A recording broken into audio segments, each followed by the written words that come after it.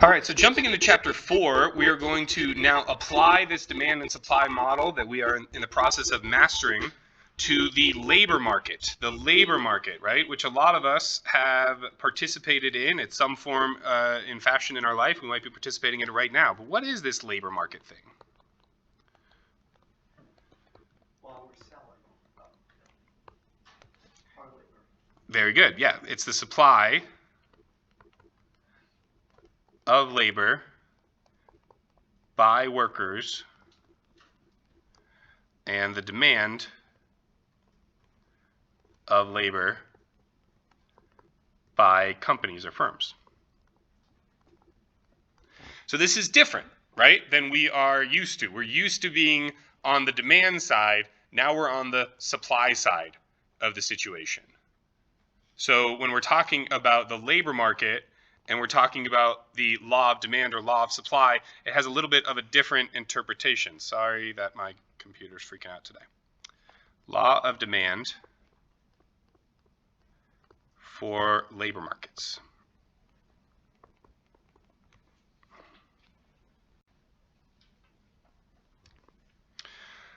So the law of demand for labor market says that the higher the salary or wage, right? Salary is the term we use when we're talking about your yearly compensation. Wage is the term we use when we're talking about your hourly compensation, right? The higher the salary or the wage in the labor market, there's going to be a decrease in the quantity of labor demanded by employers. It's more expensive. Just like we shy away from more expensive goods, businesses shy away from more expensive labor costs. What about the law of supply in labor markets?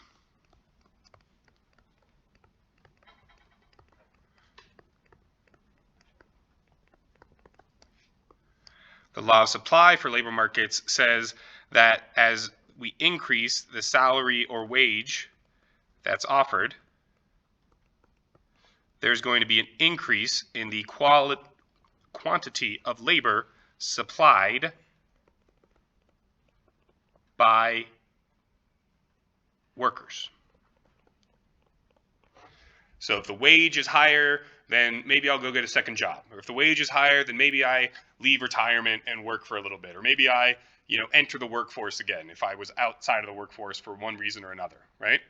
So a higher salary or wage is going to incentivize more people to join the labor market. And just like in regular markets, we have an equilibrium. The equilibrium in a labor market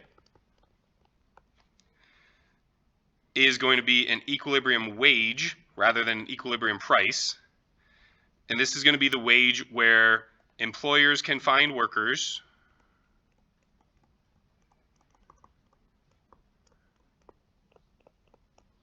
and workers can find jobs.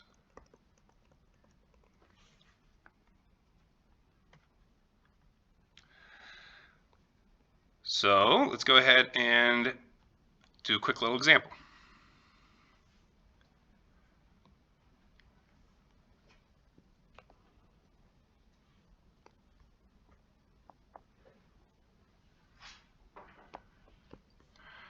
So on the y-axis, we always put the price of something.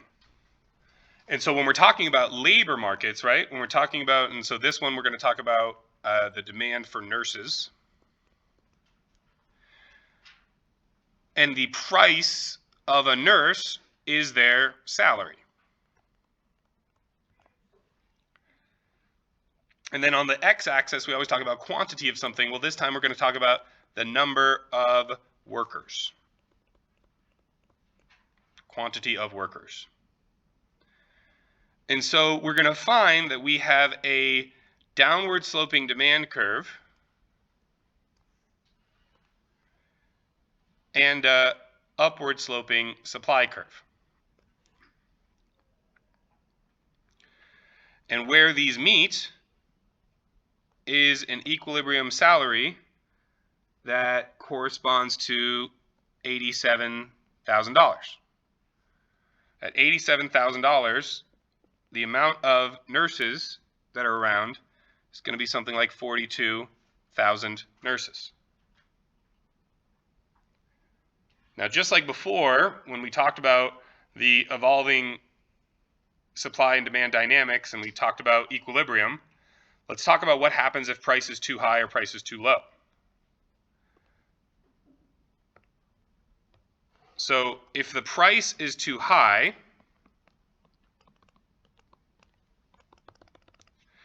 we end up in a situation where the quantity demanded is far less than the quantity supplied. This situation here where the quantity demanded is less is called a surplus.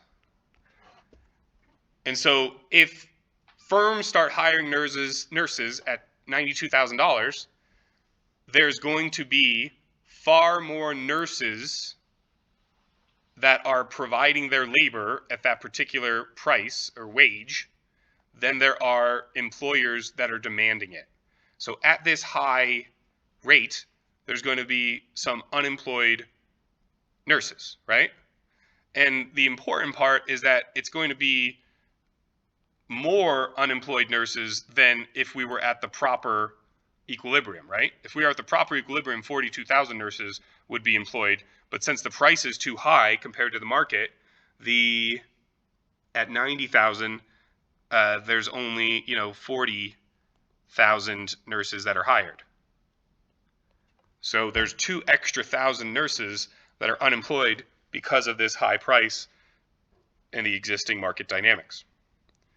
So firms seeing these surplus of nurses available, they're going to lower the wages because they're going to have people that are, not bidding wages up, and they're going to have, just going to be able to hire more people at either the same wage or at lower wages. And so firms seeing that we have a surplus, hospitals seeing that there's a surplus of nurses are going to go ahead and realize that and lower their wages back to that equilibrium. Similarly, if the price is too low,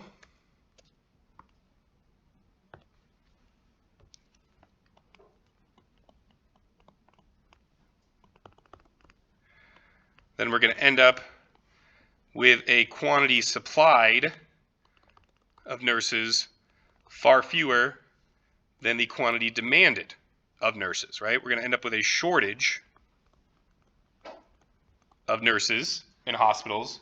And so hospitals seeing this are going to have to start paying their nurses more, paying starting nurses more in order to fix this shortage. And so they're going to have that price go back up to whatever that equilibrium is.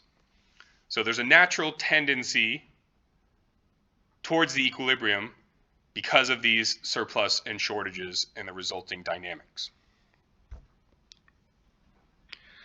Now, what are some of the factors that impact our demand?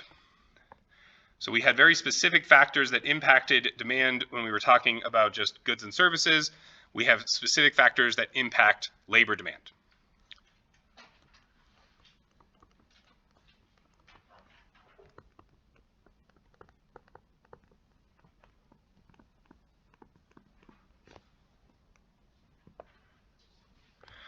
So the first one is going to be the demand for output. So with nurses, if we have more sick people, more surgeries, more hospital services, they're going to need more nurses, right? Pretty straightforward. The next determinant is the education and training requirements. Higher education and training requirements are going to result in higher labor demand.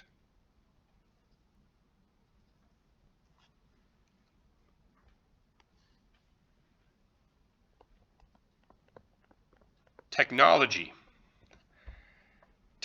As technology both enhances and replaces labor, this could impact demand positively or negatively. So because of the fact that labor demand is on the employer side, right? Just like when we talked about supply before, the number of companies is an important determinant of labor demand. Similar to supply, we've got government regulations. Greater government regulations are going to constrain demand. And last, we have the price and availability of other inputs. Can we replace you with a robot?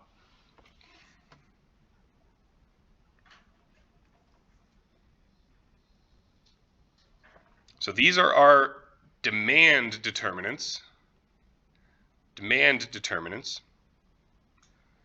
What about our supply?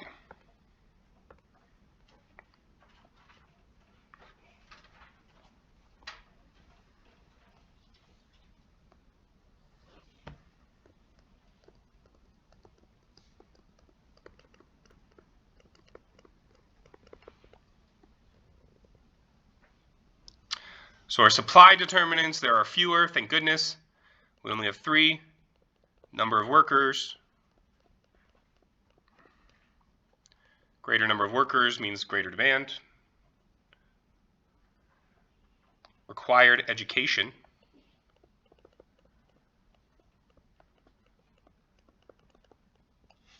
Greater requirements for education are going to constrain demand. That's why you see many firms these days dropping a lot of their education requirements because hiring labor is so difficult right now. And lastly, it's going to be different governmental policies.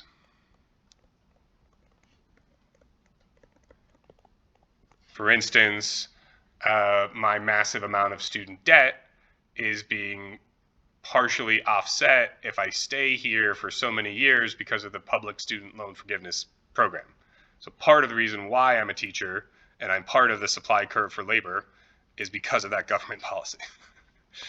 Right? Only 10 years. Only 10 years. Questions about labor demand, labor supply? Okay. We'll have more questions after we do our homework, I'm sure.